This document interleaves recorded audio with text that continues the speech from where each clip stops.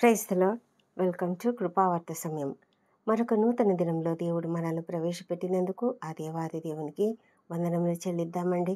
ఈ దినము మరొక పునరుత్థాన దినంలో దేవుడు ప్రవేశపెట్టాడు. ముఖ్యంగా నూతన మాసంలోకి దేవుడు మనల్ని ప్రవేశపెట్టాడు. ఈ దినము 2వ తేదీ ఫిబ్రవరి మాసము. జనవరి మాసం అంతా కూడా దేవుడు మనల్ని ఎంతగా కాపాడాడు కదా. ఆయన యొక్క కృపలో, ఆయన యొక్క భద్రతలో, ఆయన యొక్క కాపుదలలో మనమంతా కూడా క్షేమంగా ఫిబ్రవరి మాసాన్ని దాటుకున్నాము. మరి మన యొక్క జీవితాలలో దేవుడు చేసిన అనేక మేలులను జ్ఞాపకం చేసుకొని ఆయనకు కృతజ్ఞతాస్తుతులు చెల్లిద్దాం. ఈ దినము మనమంతా కూడా మరి ఆరాధనలు చేస్తాం, మందిరములలో చేరతాం కదా. అందరము కలిసి దేవుణ్ణి సామూహికంగా స్తుతిస్తూ ఉండగా దేవుడు మనతో ఉండాలని, మన మధ్యలో ఆయన ఉండాలని, మన ఆరాధన అంతా కూడా ఆయన అంగీకరించాలని కోరుకుందాం. దేవుణ్ణి ఆరాధించడానికి ఎంతో ఇష్టపూర్వకంగా మందిరాలకు చేరదాం. ఈ దినం దేవుడు మనకిచ్చిన కృపావార్త మలాకీ గ్రంథము 4వ అధ్యాయము 2వ వచనము. అయితే నా నామమందు భయభక్తులు గలవారగు మీకు నీతి సూర్యుడు ఉదయించును, అతని రెక్కలు ఆరోగ్యము కలుగజేయును గనుక మీరు బయలుదేరి క్రొవ్విన దూడలు గంతులు వేయినట్లు గంతులు వేయుదురు అని దేవుడు ఇస్తున్నటువంటి మాట. ప్రవక్తైన మలాకీ ద్వారా దేవుడు మనతో పలుకుతున్నటువంటి మాట. ఈ మలాకీ ప్రవక్తల గ్రంథము చివరి గ్రంథంగా ఉంటుంది కదా. అయితే దేవుడు ఎంత అద్భుతంగా తన యొక్క జనులతో మాట్లాడుతున్నటువంటి మాటలు. ఆయన ఒక దినం నియమించున్నాడు. ఆ దినము తీర్పు దినం అన్నమాట. కాబట్టి ఆ దినము అందరినీ కాల్చివేస్తుందట. అయితే ఎవరైతే ఆయన నామమందు భయభక్తులు గలవారై ఉంటారో వారందరికీ కూడా దేవుడు నీతి సూర్యుని ఉదయింపజేస్తాడు. ఆ నీతి సూర్యుడు అంటే ఎవరో కాదు, ఆయన మన ప్రభువైన యేసుక్రీస్తు. ఆయన ఈ లోకానికి వస్తాడు. అది మనకు దేవుడు ఇస్తున్నటువంటి గొప్ప ప్రవచనము. ఆ ప్రవచనము మలాకీ ప్రవక్త ద్వారా ఇచ్చినటువంటి ప్రవచనము. అది మహిమ కలిగిన మన ప్రభు. ఆయన మొదటి రాకడలో వస్తాడు కదా, ఆల్రెడీ వచ్చాడు. ఆ యొక్క ప్రవచనము ఆ విధంగా నెరవేర్చబడింది. ఆయన తగిన కాలంలో, ఆయన ఏ కాలమైతే నిర్ణయించాడో, దేవుడు ఏ కాలమైతే ఆయన రావాలని మన ప్రభువైన యేసుక్రీస్తు ఈ లోకానికి రావాలని నిర్ణయించాడో ఆ యొక్క వాగ్దానం ప్రకారము, ఆ నిర్ణయ కాలం ప్రకారము ఆ వాగ్దానము మొదటి రాకడతో నెరవేర్చబడింది. అయితే అది మొదటి రాకడ. తర్వాత 2వ రాకడ ఉంది కదా, దాని సంపూర్ణ నెరవేర్పు ఆయన 2వ రాకడలో నెరవేర్చబడుతుంది. ఆయన మొదటి రాకడలో ఆయన నీతి సూర్యుడు ఉదయిస్తాడు అన్నటువంటి మాటలు నెరవేర్చబడ్డాయి. దేవుని యొక్క రెక్కలు ఆరోగ్యం కలుగజేయును. ఆ రెక్కలు అంటే ఆయన చేతులు. ఆయన చేతులలో ఆరోగ్యం ఉన్నది. అందుకే కదా, ఆయన చేతులు ఉంచితే చాలు, ఆయన తాకితే చాలు, ఆయన మన దగ్గర ఉంటే చాలు, ఆయన సన్నిధి ఉంటే చాలు, మనకు ఎంత అద్భుతంగా స్వస్థత కలిగింది. మరి ప్రభువైన యేసుక్రీస్తుకు ఇవ్వబడినటువంటి నామములన్నీ ఎన్ని నామములు! ఆయన ఆశ్చర్యకరుడు, ఆలోచనకర్త, బలవంతుడైన దేవుడు, నిత్యుడగు తండ్రి, సమాధానకర్తయగు అధిపతి. అంతేకాదు, ఆయన దేవుని యొక్క రాజ్యము ఆయన భుజముల మీద, రాజ్య భారమంతా కూడా ఆయన భుజముల మీద మోపబడుతుందంట. మరి దేవుడు యొక్క గొప్ప కృపచేత దేవుడు తన యొక్క ఒక్కడే కుమారుడైన యేసుక్రీస్తును ఈ లోకానికి పంపించాడు. ఆయన యొక్క రెక్కలలో ఆరోగ్యం కలదు. ఆయన మనకు స్వస్థతనిచ్చేటువంటి దేవుడు, ఆయన స్వస్థపరిచే దేవుడు. ఆయన ఎంత ప్రేమ కలిగినటువంటి దేవుడు అంటే ఎవరిని కూడా ఆయన ఎప్పుడూ కూడా మరి నిందించలేదు, కోపపడలేదు, ఎవరి పట్ల కూడా కోపం చూపించలేదు. ప్రభువైన యేసుక్రీస్తు లోకంలో సంచరించినంత కాలం కూడా ఆయన కృపాసత్య సంపూర్ణుడుగా నివసించాడు. ఆయన మాటలలో దయ, ఆయన నడకలో, ఆయన ప్రతి పరిస్థితిలో కూడా ఆయన ఎంతో ప్రేమ కలిగినటువంటి వాడుగా చూపించబడ్డాడు. ఈ యొక్క దేవుని యొక్క కృపావాక్యం అంటే ఇప్పుడు ఏదైతే ఇక్కడ వాక్యం చెప్పబడింది దానికి ముందుగా ఉన్నది కదా, ఆయన నియమింపబడిన దినం వస్తుంది అని, అదంతా కూడా దేవుని యొక్క కృపావాక్యమే కదా అది కూడా. అయితే అది మరి మనకు మన జీవితంలో నెరవేర్చబడుతుంది. అది కూడా ఎప్పుడంటే అది రెండవ రాకడ సమయంలో నెరవేర్చబడుతుంది. ఈ కృపావాక్యము మన అనుదిన జీవిత అవసరత కొరకు వ్రాయబడింది. ఒకవేళ మనము ఎలాంటి పరిస్థితులలో ఉన్నాము, ఆయన నీతి సూర్యుడు మన జీవితంలో ఉన్నాడు. మనకు నీతి సూర్యుడు ఉదయిస్తాడు. ఎప్పుడు ఉంటే మనం ఆయన యందు భయభక్తులు కలిగి ఉన్నట్లయితే మరి మన జీవితంలో మన పరిస్థితి ఎలాగున్నది? మనము చీకటి పరిస్థితులలో ఉన్నామా?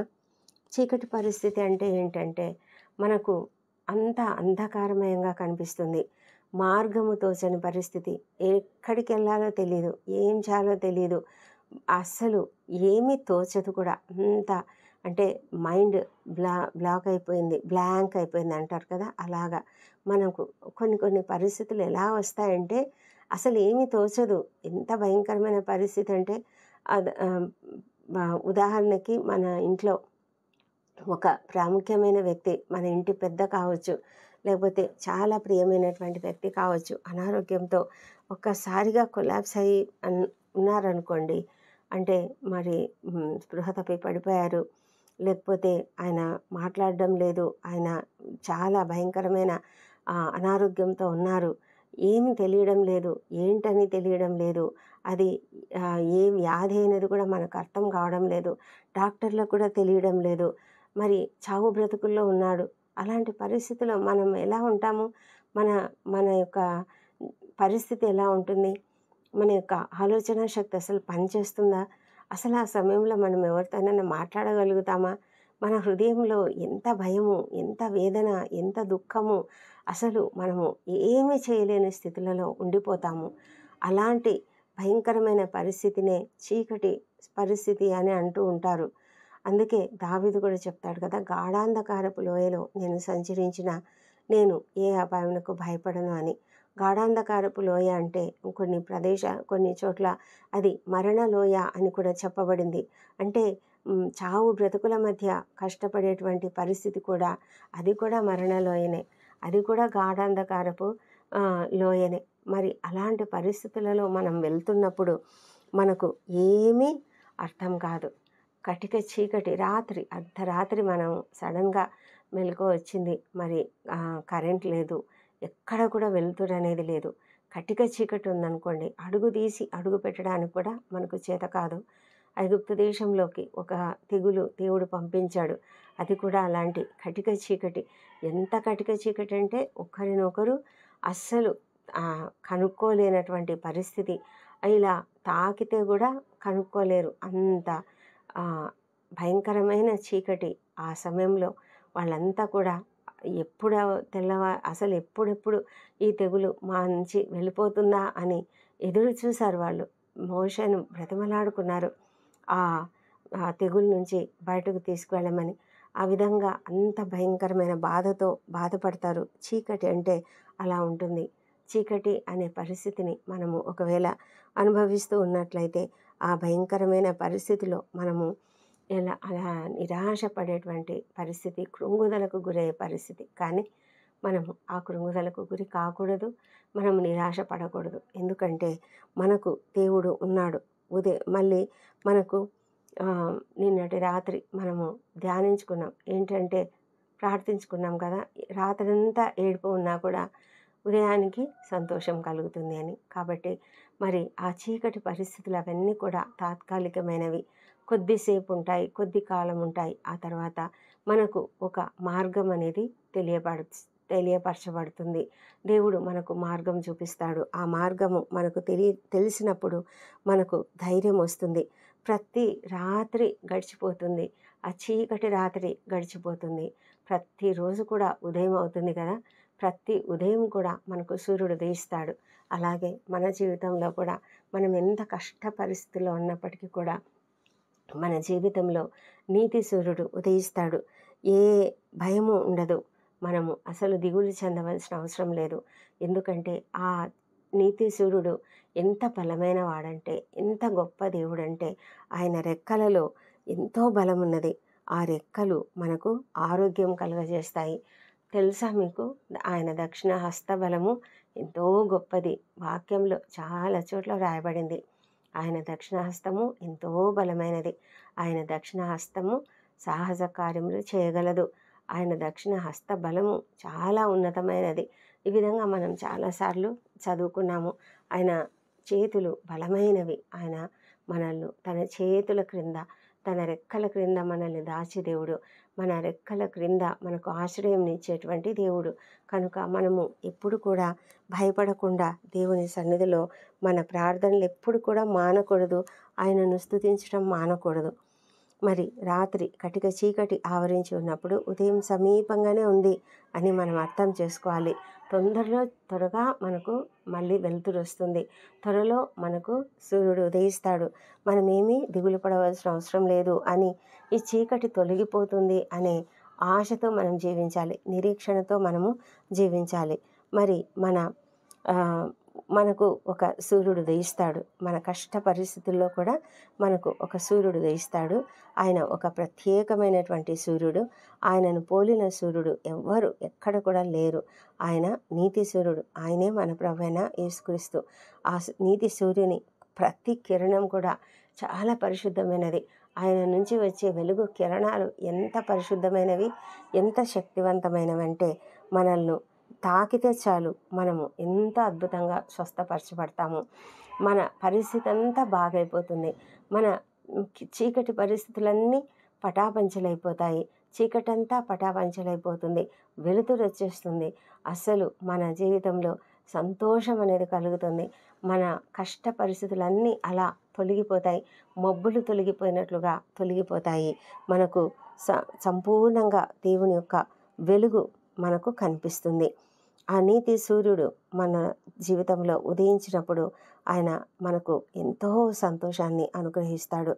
ఆయన మన ఎడల కనికరం చూపిస్తాడు. ఆయన ఎంతో న్యాయవంతుడు.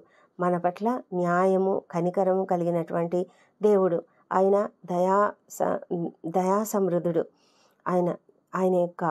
ఆయనకు ఎప్పుడూ కోపం రాదు. ఆయన మనల్ని కోపగించుకున్నా అది కేవలం నిమిషం మాత్రమే.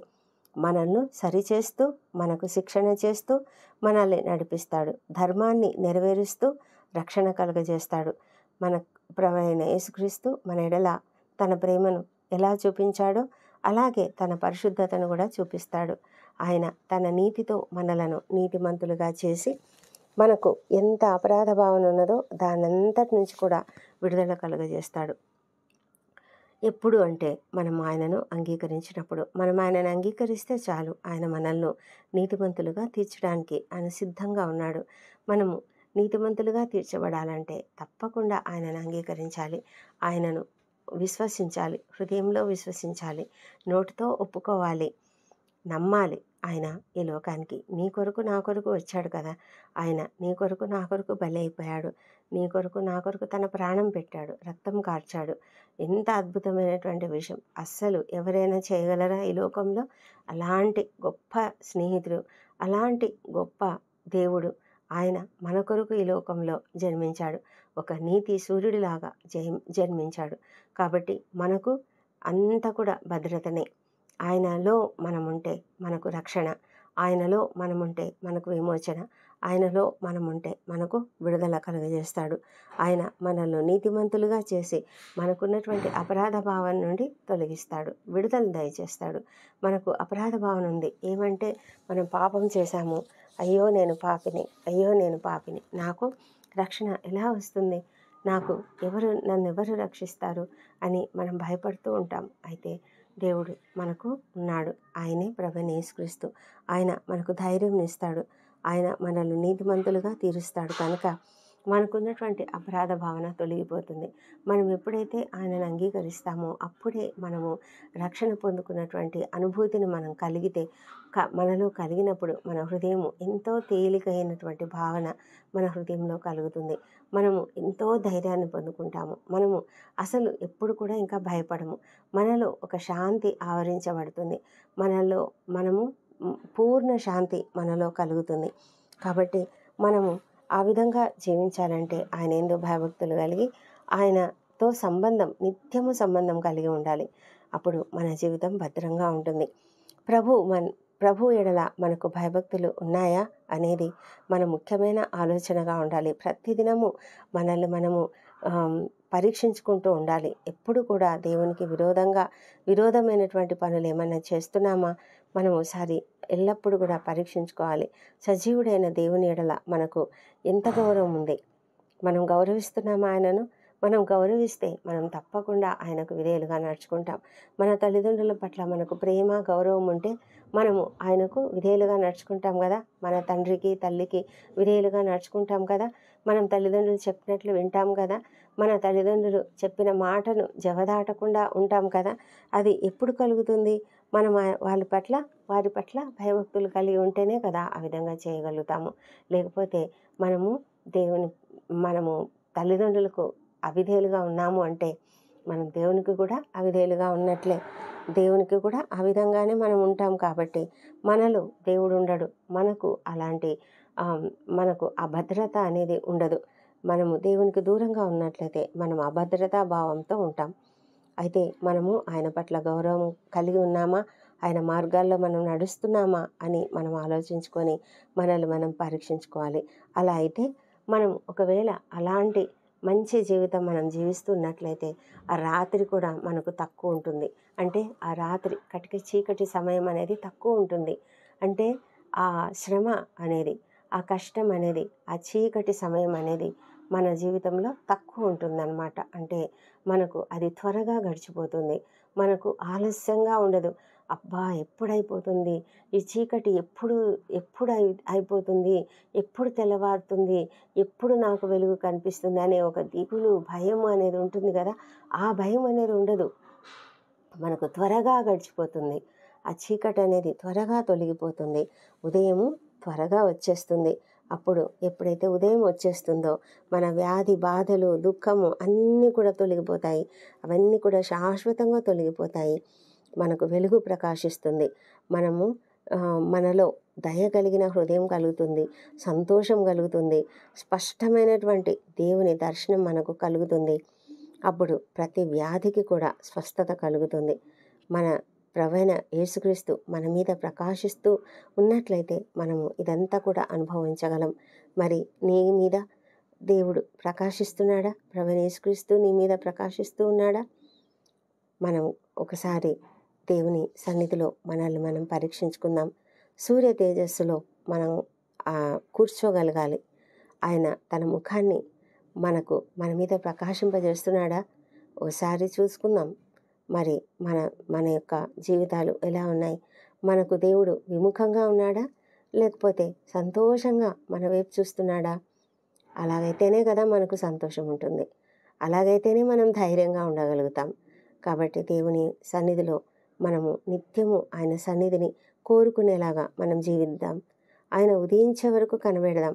ఒకవేళ మన జీవితంలో చీకటి సమయం ఉన్నట్లయితే, అంటే ఇంకా మనం పాపంలో ఉన్నామేమో, ఇంకా మనం దేవునికి అవిధేయులుగా ఉన్నామేమో, ఇంకా దేవుని ఆశ్రయించకుండా, ఇంకా నమ్మకుండా, ఆయనను విశ్వసించకుండా ఉన్నామేమో, అలా ఉన్నట్లయితే ఆయన మన జీవితంలో మన కొరకు ఉదయించే వరకు మనం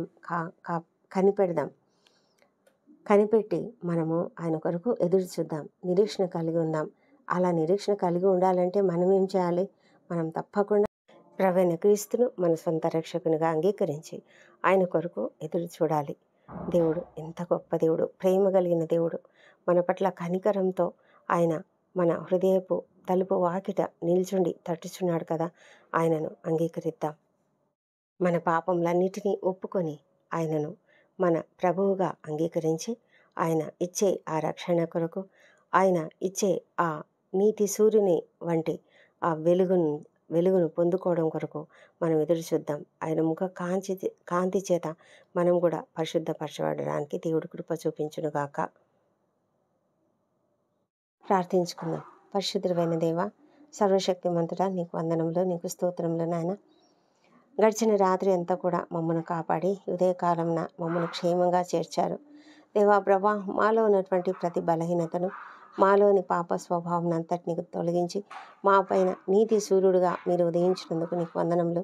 అవును తండ్రి, నీతి సూర్యుడైన నీవు తండ్రి మా జీవితాలలో అద్భుతమైన కార్యం చేసి మా కొరకు నీ యొక్క ఒక్కడే కుమారుడైన యేసుక్రీస్తును పంపించి ఆయన యొక్క అమూల్యమైన రక్తంలో మా పాపములన్నీ కడిగి వేసినందుకు, మాకు పాప విమోచన, శాప విమోచన కలిగించినందుకు నీకు వందనం చెల్లించుకుంటున్నాం తండ్రి. దేవా ప్రభా, ప్రతి పాపం నుంచి విడుదలను మీరు మాకు ఇచ్చినారు. నీకు వందనములు మా తండ్రి.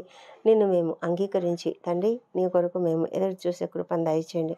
మేము చీకటి కాలంలో ఉన్నామా, చీకటిలో ఉన్నామా తండ్రి, మేము ఎలాంటి భయంకరమైన పరిస్థితులలో ఉన్నాము, ఎలాంటి జీవితంలో జీవితం మేము జీవిస్తున్నాం తండ్రి. మమ్మల్ని మేము పరీక్షించుకొని సరైనటువంటి రీతిలో నీ సన్నిధికి రాగలగడానికి మీరు మాకు కృప దయచేయమని ప్రార్థిస్తున్నాం ప్రభా.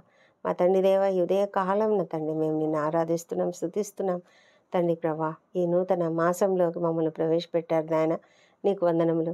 ఈ దినం తండ్రి మేము నీ సన్నిధిలో చేరి ఆరాధిస్తుండగా మీరు మాకు తోడైండమని నిన్ను తండ్రి బ్రతిమాలుతున్నాము. మా ప్రభా, నీ యొక్క దీవెనలు మా పైన కుమ్మరించండి. ఈ దినము తండ్రి మరి సేవకుని ద్వారా మీరు మాట్లాడుతుండగా మీ యొక్క మాటలు మా హృదయాలను తాకడానికి తండ్రి అనేక మంది హృదయాలను కదిలించేలాగా, రక్షణ లేని ప్రతి ఒక్కరూ నిన్ను అంగీకరించేలాగా కృప చూపించమని వేడుకొంచున్నాం తండ్రి. మా తండ్రి దేవ, కష్టంలో, ఇబ్బందుల్లో, ఇరుకుల్లో ఉన్నటువంటి ప్రతి ఒక్కరిని కూడా నాయన మీరు దయ ఉంచండి, వారిని కాపాడండి, వారిని నడిపించండి ప్రభా. నాయన లేవనెత్తండి, కృంగుదలలో ఉన్నటువంటి ప్రతి ఒక్కరిని లేవనెత్తండి, అనారోగ్యంతో వాళ్ళని స్వస్థపరచమని ప్రార్థిస్తున్నాం ప్రభా. తండ్రి దేవ, ఈ దినం నాయన విశ్రాంతి దినం మేము ప్రశాంతంగా నిన్ను ఆరాధించి తండ్రి నీ సన్నిధిలో మేము గడపగలుగుటకు తండ్రి నీ యొక్క వాక్యమును ధ్యానించడానికి దినమంతా ఈ ప్రభా నిన్ను స్తుతిస్తూ గడపడానికి మాకు సహాయం చేయమని ప్రార్థిస్తున్నాం తండ్రి. మా ప్రార్థనలన్నీ అంగీకరించినందుకు నీకు వందనములు. ఈ ప్రార్థనలన్నీ మా ప్రభువును, మా ప్రియ రక్షకుడైన యేసుక్రీస్తు అత్యంత శక్తిగల ఉన్నతమైన నామంలో అడిగి పొంది ఉన్నామని నమ్ముతూ స్తోత్రం చెల్లిస్తున్నాం తండ్రి. Amen, amen.